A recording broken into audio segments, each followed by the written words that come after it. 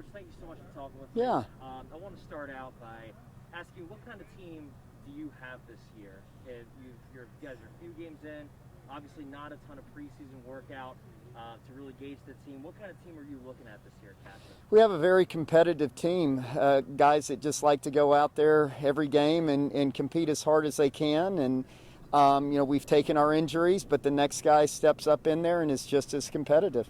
What kind of injuries can you talk about that you had this year that have affected? Oh, we've had some pretty big ones. We lost another starter with a season-ending knee injury last week. We lost one starter after the first game with a season-ending shoulder injury. So again, it's nothing that other teams don't go through, but ours has been a little bit more catastrophic. But like I said, our kids are competitive, and the next man up bumps in there and does a good job for us. I know last season you guys had to deal with injuries as well. Is that kind of the mentality that you have to have, especially in a year like this? Yeah, being a smaller school, not just in enrollment, but also just our kids aren't very big, and we have to play a lot of them both ways. So they take some extra hits. And they're used to that, and for the most part, all of our kids handle it really well, and the season ending is the exception, not the rule.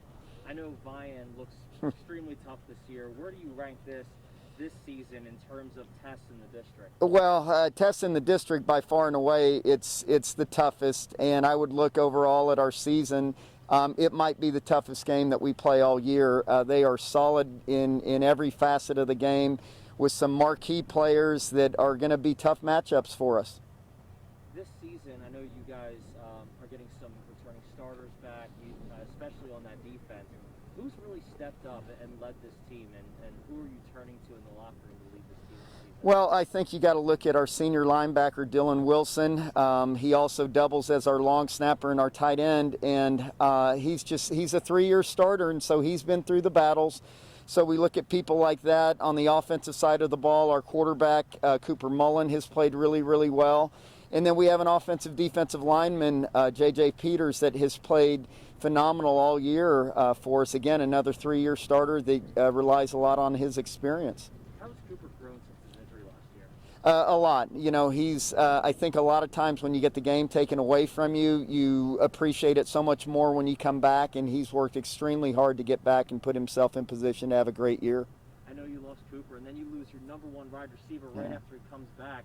What is having offensive, not only talent, but also experience like on the offensive side of the ball? Yeah, unfortunately, we also lost the same receiver again this year after the first game of the year. So, again, we have a lot of guys that have been in the system, that have been in the program, that when their number is called, when their time comes about, that they're ready to go play, and they're very comfortable in this system. So it's not much of a transition as people would think. I know that front seven for your defense this year has been key, has been fantastic. Who, even on that unit, is going to have to step up tonight to be able to put enough pressure on Vian to keep you guys in this game? Well, I mentioned J.J. Peters, one of our defensive ends. Our other defensive end, Jed Wagner, has to play really, really well. Our nose guard, Owen Pazzo, they're so big up front and so quick in the backfield. If we don't get penetration, it's going to be a long night for us. But we're confident in our game plan, and we think that we can make those things happen. You guys were in 4A for 6 seasons, 3A for 2, and now 2A again. Have a lot of people say, oh, you go down in class, but it seems like the competition is still there. Is there really any change in how competitive these classes are? I've always said good teams are good teams, no matter what class they're in. We've beaten 6A teams. We've lost to 2A teams.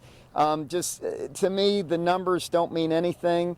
You line up and you look at the matchups and you hope that you've got the better matchups, because across the board there's just good football in the state of Oklahoma.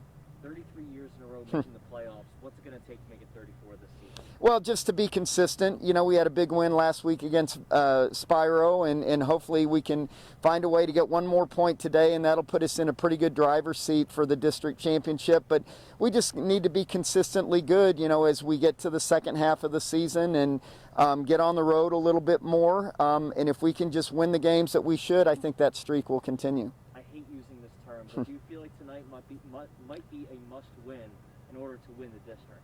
Well, it is. I think if we don't win this game, I don't see Vian losing.